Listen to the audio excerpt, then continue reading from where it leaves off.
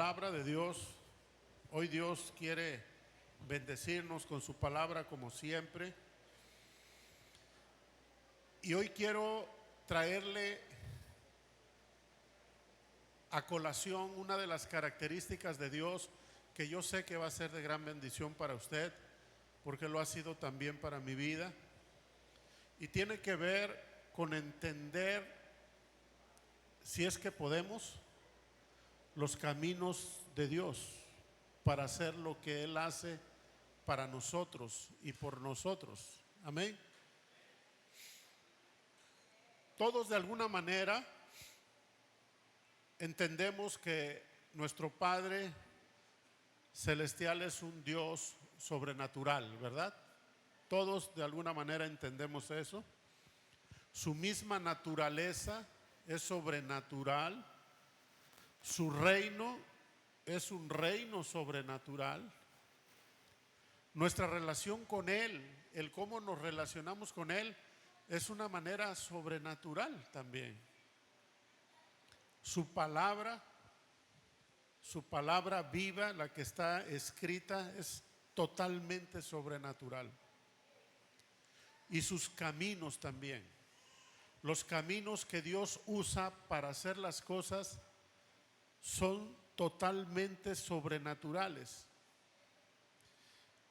Y muchas veces, de esto quiero hablarle precisamente, porque muchas veces nosotros no alcanzamos a dimensionar los caminos que usa Dios para bendecirnos, para llevarnos al camino y al propósito que Él quiere para ti y para mí.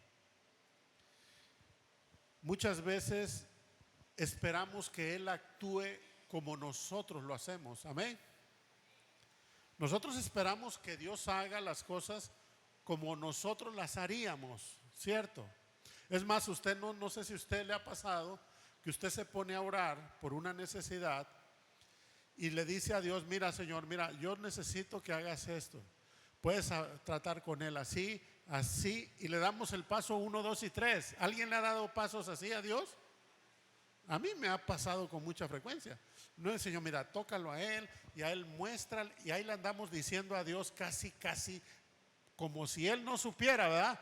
Señor, por si no le encuentras por dónde, yo te voy a decir cómo le hagas. Amén.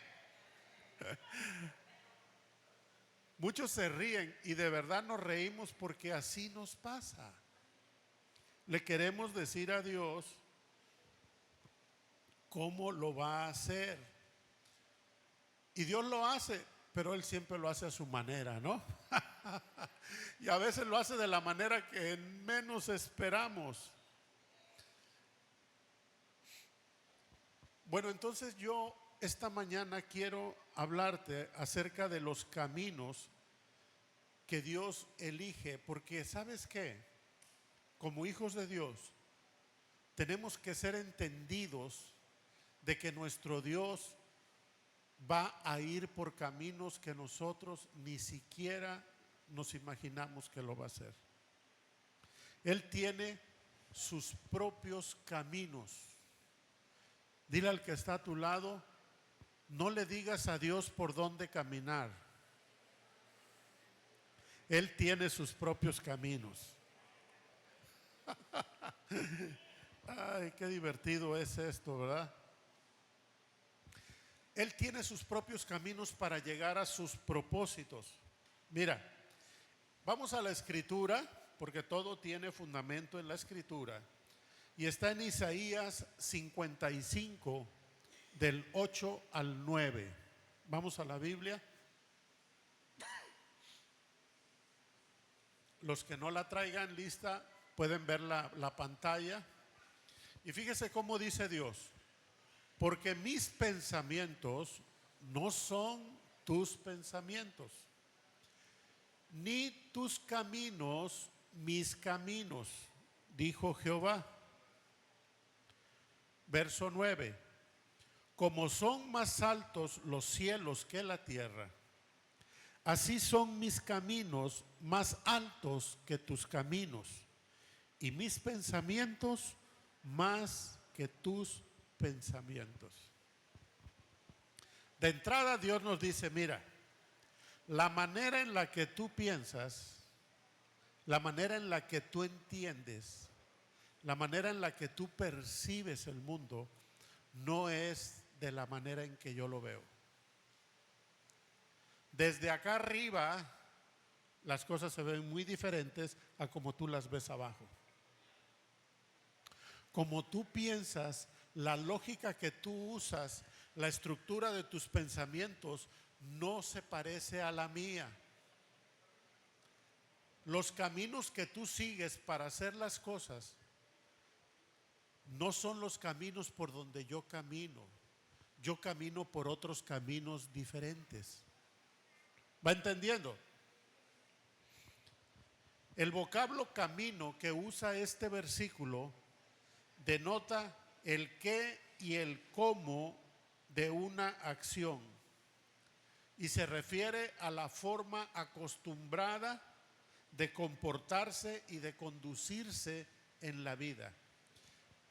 Quiere decir que la palabra camino aquí tiene que ver con la forma de hacer las cosas y la manera acostumbrada de actuar.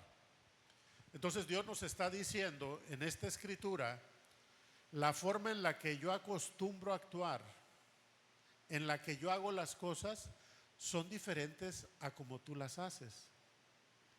Por eso le va a suceder muy frecuentemente que usted le pida una cosa a Dios y esté esperando que Dios la haga de una manera y resulta que Dios la hizo de otra diferente.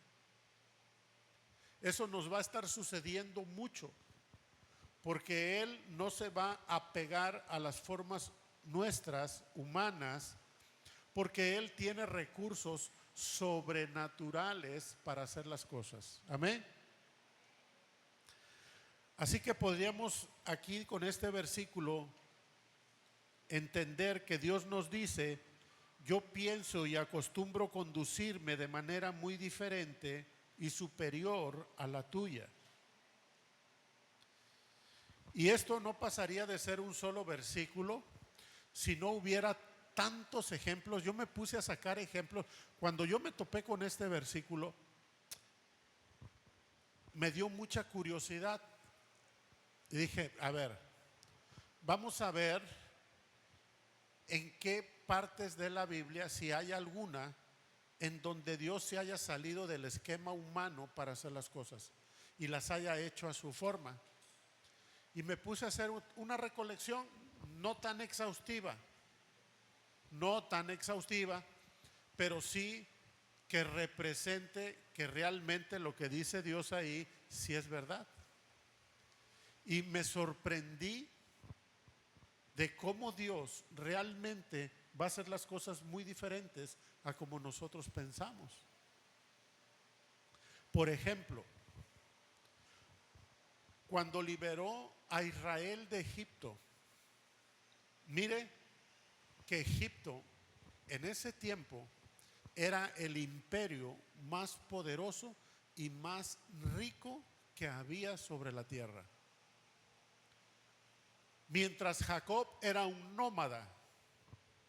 Jacob andaba como un nómada. ¿Sabe lo que es un nómada, verdad?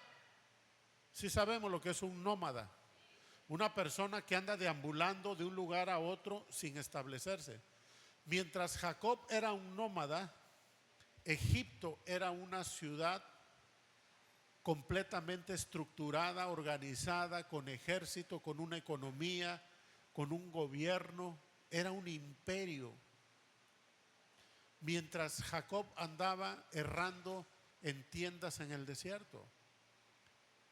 Eso nos da una idea de que cuando 400 años después Israel adentro de Egipto ya era esclavo, imagínese el poderío económico, militar, organizacional y de gobierno que tenía Egipto.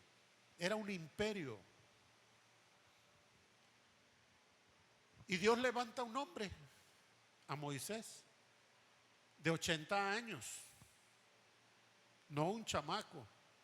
Todos esperarían, no, que levante uno como de 40, que vaya media vida, fuerte, bragado, que eche para adelante. No, agarró uno de 80 años, fugitivo de la ley, por cierto, y le dice, ves a liberar a mi pueblo, tú solo, ves y libera a mi pueblo de esa esclavitud. Ve y enfréntate al imperio más poderoso que hay en la tierra, tú solo, ve y yo voy contigo. Dígame si eso no se sale del esquema, ¿no?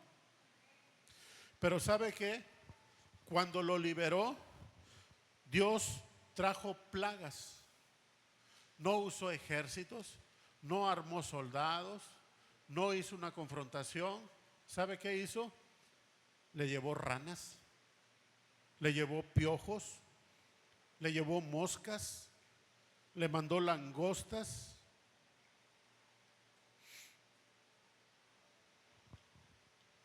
Le hizo que el río Nilo se le convirtiera en sangre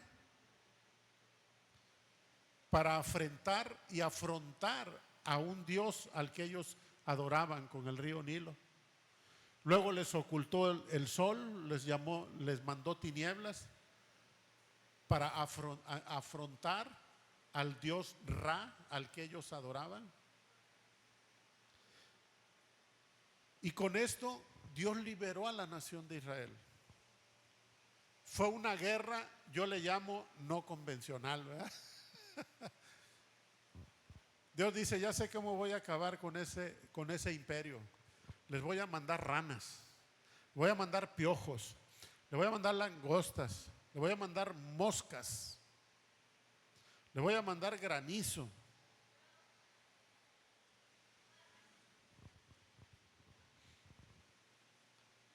Pero no es el único caso que se sale de lo convencional que nosotros entendemos. Cuando Dios iba a tomar la primera ciudad en la tierra prometida, que fue la ciudad de Jericó, cuando el pueblo de Israel ya libre entró a la tierra prometida, la primera ciudad que tenían que tomar era una ciudad fortificada. Dice la historia que los muros eran de 3 metros de ancho, porque por él corrían los carros para defender la ciudad, los carros de guerra. Entonces no eran muros como los que nosotros nos imaginamos en una casa, eran de una fortaleza. Y dice la palabra en Josué 6, ahora Jericó estaba cerrada, bien cerrada, a causa de los hijos de Israel. Nadie entraba ni salía. Mas Jehová dijo a Josué, mira, yo he entregado en tu mano a Jericó y a su rey y a sus varones de guerra. Y Josué ya estaba listo para la batalla. Y le dice Dios, mira, esta va a ser la estrategia. Vas a sacar a los hombres de guerra, vas a poner al frente a los levitas, luego que lleven el arca del pacto, los sacerdotes, y detrás van a ir los soldados. Y lo único que van a ir haciendo es tocar la trompeta. Dile a los soldados que no hablen, todos deben guardar silencio. Le vas a dar una vuelta a toda la ciudad el día 1. El día 2 vas a salir igual y le vas a dar vuelta a toda la ciudad, todos en silencio, únicamente tocando el cuerno, el shofar. Al tercer día vas a hacer lo mismo, al cuarto, al quinto, al sexto día, y el séptimo día le vas a dar 7 vueltas a la ciudad, todos en silencio, solo tocando el shofar.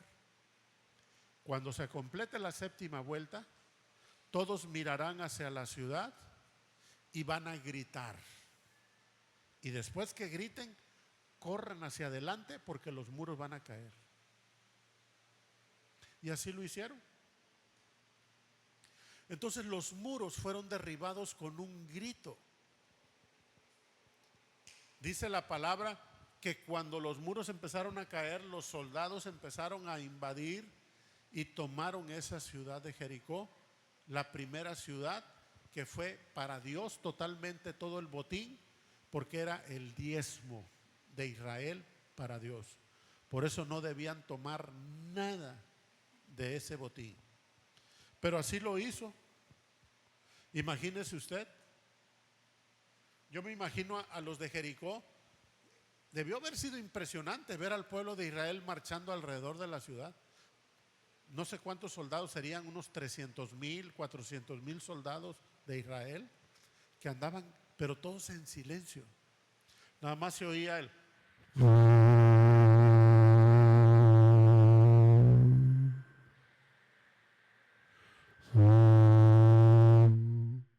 Yo imagino que ellos han de haber estado, ¿y estos qué van a hacer? ¿Qué van a hacer? Y solamente daban vueltas y vueltas. Dígame usted si eso no se sale de lo convencional. Pero no es el único. Me encontré el caso de Gedeón. Gedeón vivió en el tiempo de los jueces y en ese tiempo Israel desobedecía mucho a Dios. Y Dios oprimía a Israel con los pueblos vecinos para que a través de esa aflicción volvieran a buscarlo. Y así sucedía. Y dice la palabra en Jueces 6 del 1 al 2, los hijos de Israel hicieron lo malo ante los ojos de Jehová y Jehová los entregó en mano de Madián por 7 años. Y la mano de Madián prevaleció contra Israel. Y los hijos de Israel, por causa de los madianitas, se hicieron cuevas en los montes y cavernas y lugares fortificados.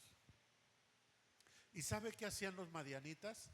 Esperaban el tiempo de la cosecha y ya que estaba el trigo para ser cosechado, mandaban sus ejércitos con caballos, con bestias y pasaban por encima de los sembradíos y les echaban a perder su cosecha.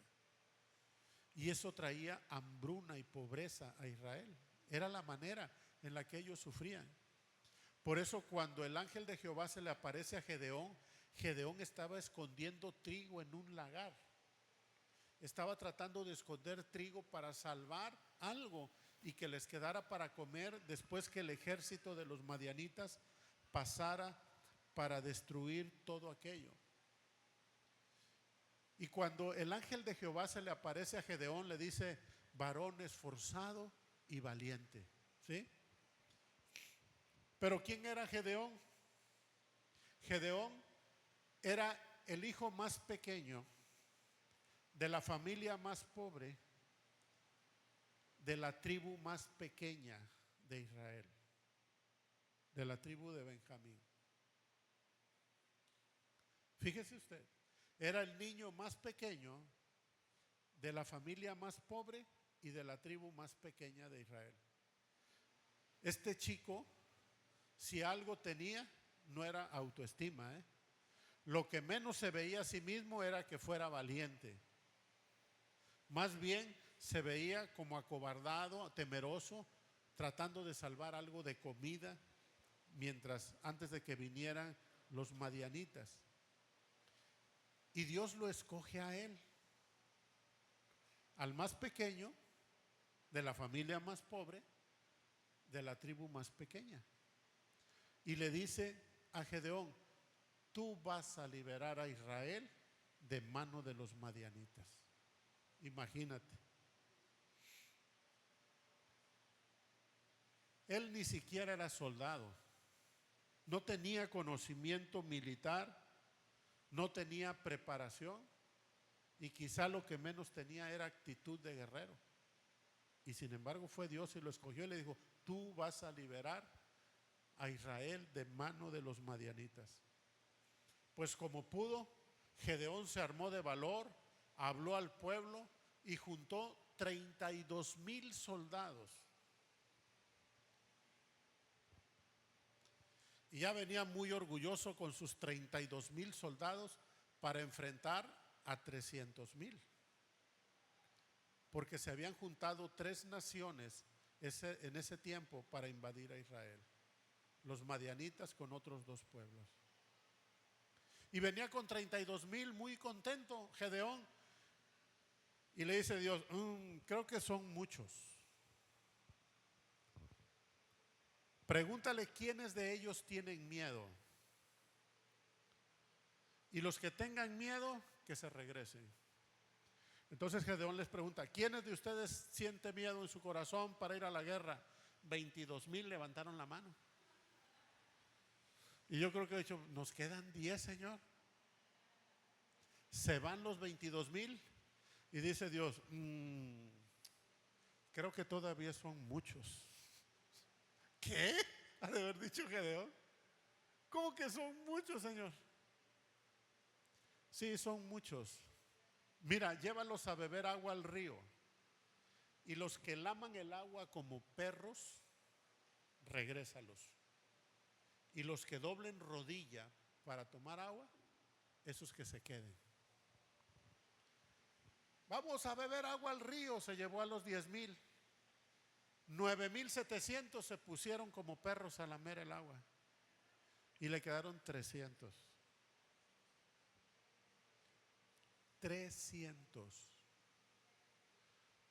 Dice Dios, creo que ya tenemos el número correcto. ¿Y qué voy a hacer con 300?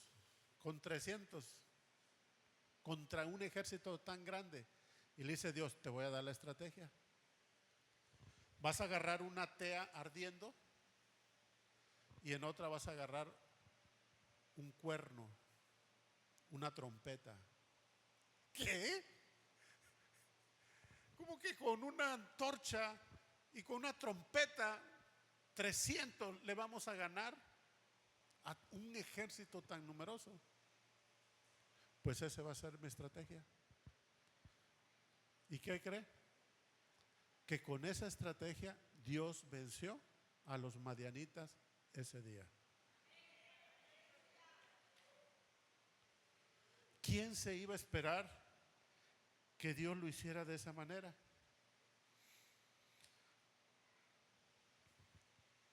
Otro personaje que a mí me llamó mucho la atención es el de Elías.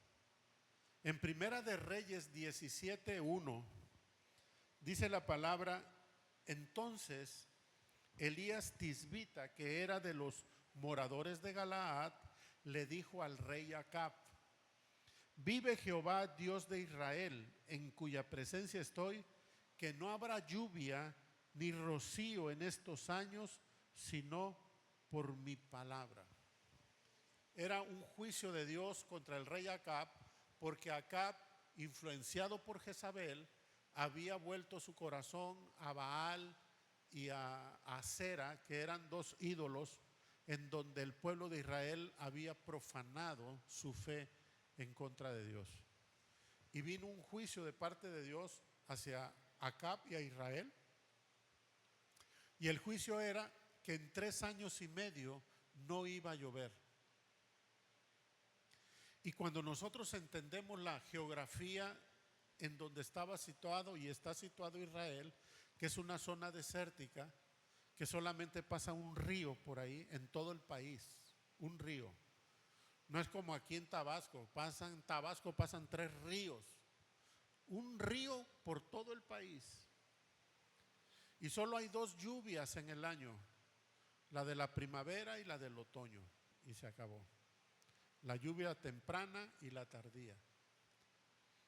Y el hecho de que no lloviera en esos 3 días representaba que el pueblo iba a sufrir una hambruna terrible. Y de hecho Elías padece también de esa hambruna, porque pues él estaba viviendo en ese mismo lugar que él había profetizado que no iba a llover. Y Dios lo manda a un arroyo, ¿sí? Para sustentarlo lo manda al arroyo de Querit. Y ahí le dijo el Señor, te voy a mandar cuervos para que te alimenten. Fíjate nada más. Y yo me quedé pensando, qué tremendo, ¿verdad? Sabemos que los cuervos son animales carnívoros, mis amados. Ellos son carnívoros. Pues usó animales carnívoros para que agarraran carne en el pico y no se la comieran, para llevársela a Elías. Yo imagino que los pobres cuervitos, ¿verdad? Se les ha de haber antojado la carne, pero no se la podían comer. se la tenían que llevar. Dijo, ¿por qué Dios no escogió otra manera? ¿Por qué escogió cuernos carnívoros para usarlos como mensajeros de llevarle comida de carne al hombre que estaba ahí? Dígame si eso no es inverosímil. Yo me imagino a los pobres cuervos, ¿verdad? Y ya que se acabaron los cuervos, siguió la hambruna y Dios dice, ya sé, ya se acabaron los cuervos. Bueno, ahora vete a un pueblo gentil que se llama Sarepta. Allá hay una viuda moribunda que está preparando la última ración de su casa para echarse a morir. Con ella te voy a sustentar. Es como si usted le dijeran, oiga, no tengo nada señor, ando apurado económicamente. Ah, mira, vete con fulano, el más pobre, acércate con él te va a sustentar. Y Elías le hace caso y va con la mujer, y esa mujer le sustentó por todo el tiempo de la sequía que vino, de una manera sobrenatural. Lo que quiero que veas, que todo lo que Dios hace es sobrenatural. Amén. Pero a decir, ay, pastor, puras del Antiguo Testamento. No, hombre, el Nuevo Testamento está cargadito de cosas donde Dios hace los caminos que menos nos esperamos. Por ejemplo, hacer nacer al Rey del universo en un pesebre. ¿Te parece lógico? El Rey del universo nació en un pesebre. Y ese Rey del universo, cuando empezó su ministerio para dar a conocer el reino de Dios a las naciones, no buscó a los más preparados, a los eruditos de la palabra, a los fariseos o a los escribas. No, se fue a buscar pescadores, cobradores de impuestos, celotes, lo vil y menospreciado del mundo, para llevar el mensaje de salvación a la humanidad.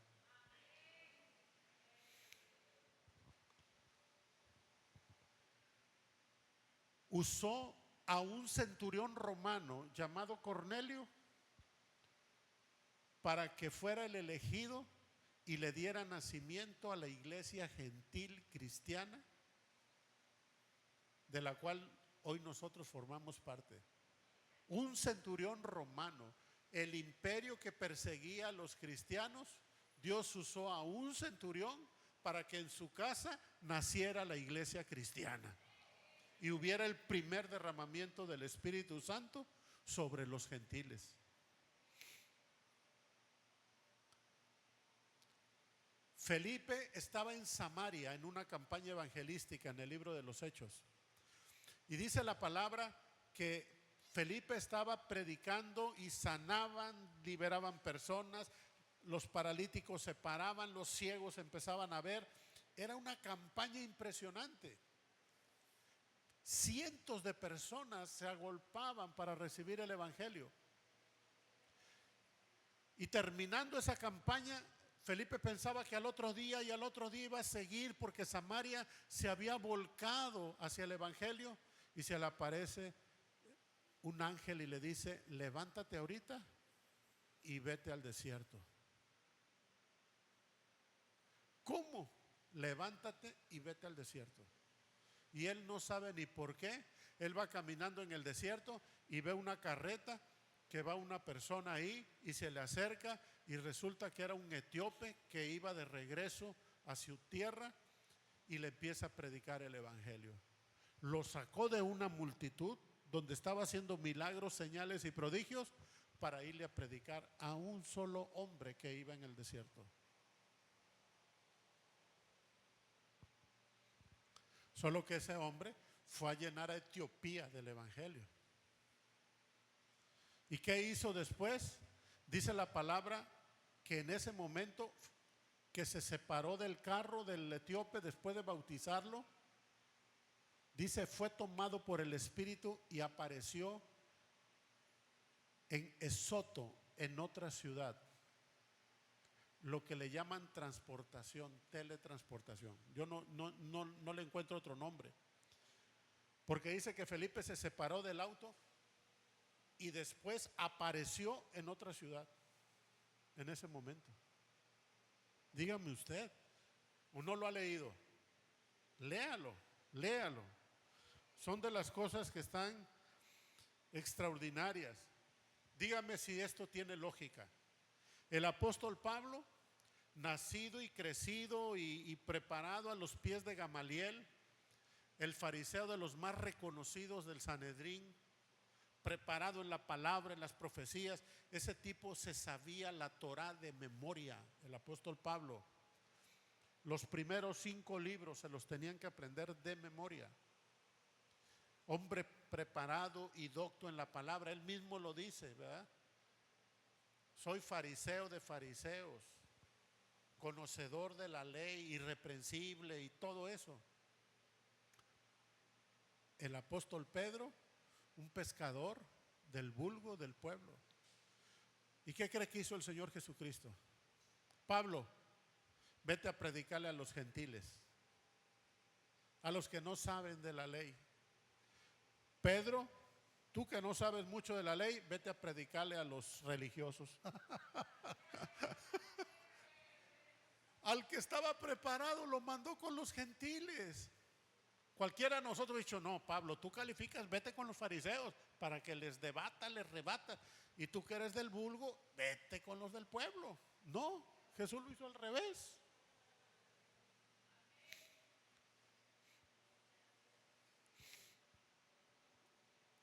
Lo que quiero con todo esto que te he compartido es que veas que los caminos de Dios son más altos y mejores que aquellos de los que Él escogió.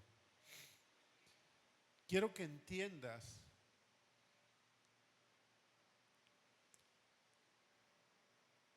Dios, y esto es lo más importante de la prédica, Dios manifestó en su tiempo a Moisés, a Elías, a Gedeón, a Felipe, a Pablo, a Pedro. Y ellos fueron la respuesta que Dios tenía para cumplir con sus planes para esa generación en donde les tocó vivir. Ninguno de ellos fue resultado de la casualidad, quiero que lo sepas. Ninguno de ellos nació en la época equivocada, sino en la época y el tiempo que Dios necesitaba que nacieran para que cumplieran su propósito para su generación. Ninguno de ellos fue resultado de otra cosa, sino de un propósito divino, de una intención de Dios. Fueron muchos los escogidos y al final de esa lista, ¿quién crees que está? Tú.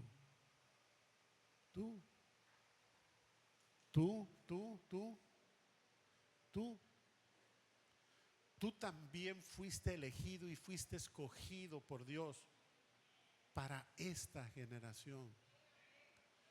Dios no escogió a Moisés para esta generación, ni a Pablo, ni a Pedro, ni a Elías, ni ninguno de esos grandes hombres que ahorita leemos en la Biblia y nos admira de las cosas gloriosas que Dios hizo con ellos. Y lo que yo puedo voltear es ver los rostros de ustedes y el mío y digo, ¿y a quiénes manifestaste en esta generación, Señor? A ustedes. Tú eres la respuesta de Dios para esta generación. Aquí no va a haber Elías, aquí no va a haber Pedros ni Pablos. Estás tú y tú no eres el resultado de una casualidad. Eres el as bajo la manga que Dios tiene para esta generación. Tú eres el as bajo la manga. Y te digo algo, a ti y a mí nos está tocando la etapa más oscura que ha vivido la humanidad desde su creación.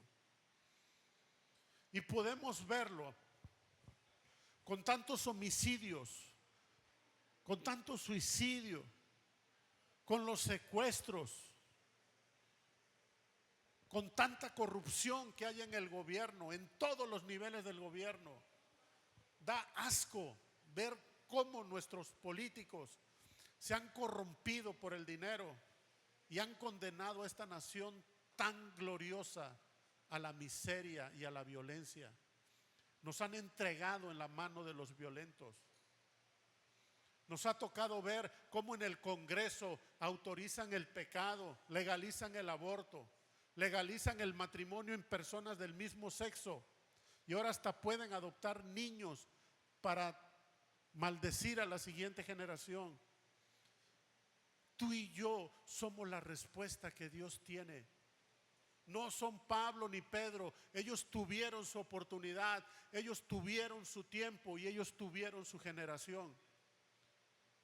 Tú y yo somos la respuesta de Dios.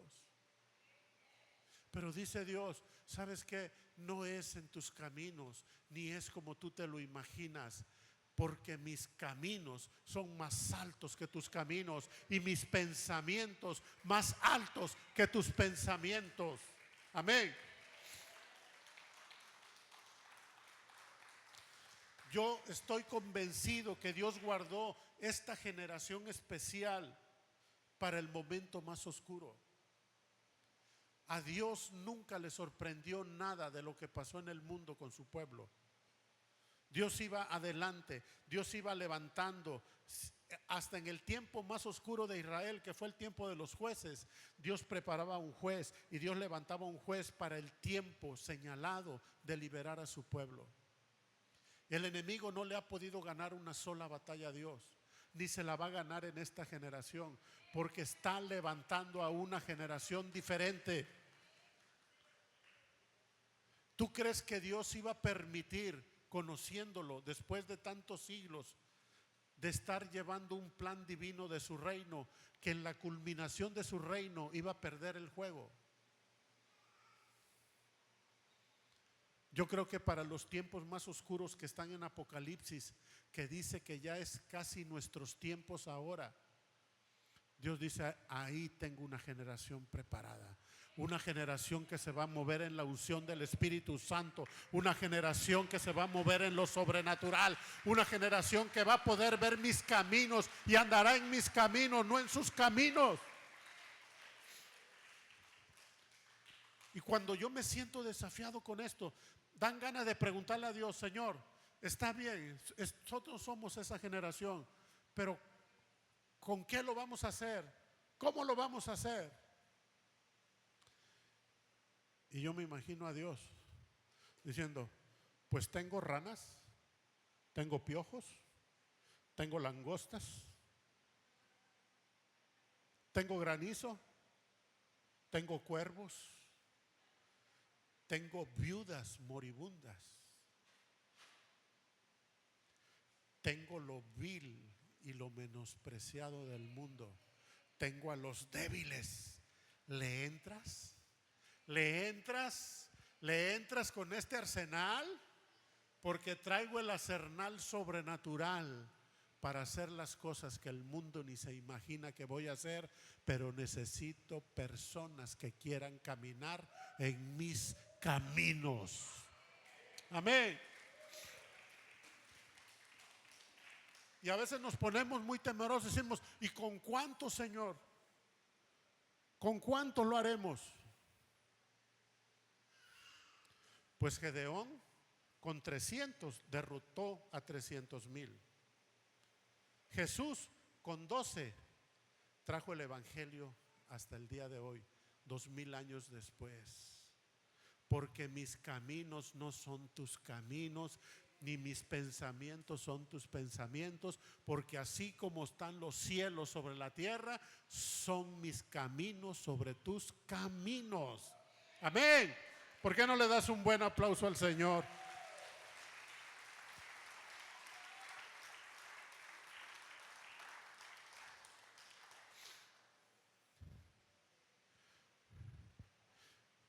Yo no sé por qué puedas estar pasando, porque te estoy hablando a ti como una generación en donde Dios está depositando algo especial para este tiempo, para hacer luz y sal en esta tierra que está llena de tinieblas. Pero tú mismo puedes estar pasando en una situación personal que diga: ay, pastor, si supiera la lucha que yo traigo ahorita. Y te digo algo, esa lucha que traes ahorita, Dios la hará en sus propios caminos y no como tú esperas. Porque tú estás esperando quizá que Dios lo haga de una manera, porque así te lo imaginas. Lo que no sabes es que Dios siempre está trabajando y Él ya está preparando tu victoria, tu salida, tu respuesta, pero va a venir como no te lo imaginas.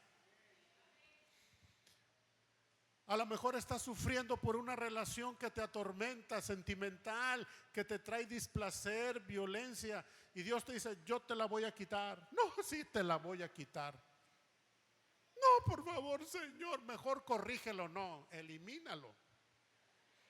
Porque tengo preparado un varón para ti que te honra, que te va a tratar como princesa. Ya lo preparé, te está esperando más adelante. Amén. Y uno está esperando: transfórmalo. No, elimínalo, dice el Señor. Ese ya no se va a transformar. Mejor te tengo uno nuevo acá, modelo más reciente, tuneado. Hay veces que nos vemos en la disyuntiva: Señor, voy a perder mi trabajo, siento que voy a perder mi trabajo, y estamos sufriendo: Señor, que por favor no me despida. Y el Señor dice: sí, te van a despedir, pero esa pérdida del trabajo te va a abrir una nueva oportunidad a ti, de un trabajo, de un ascenso, de un negocio que ya tengo preparado para ti. Porque Dios no se mueve como en tus caminos. Él tiene sus propios caminos. Y si ahorita estás en una situación en donde no le ves salida, yo quiero esta mañana desafiarte para que le dejes la libertad a Dios para que Él lo haga como Él quiera. Amén. Amén. Vamos a ponernos de pie. ¿Puede pasar el grupo?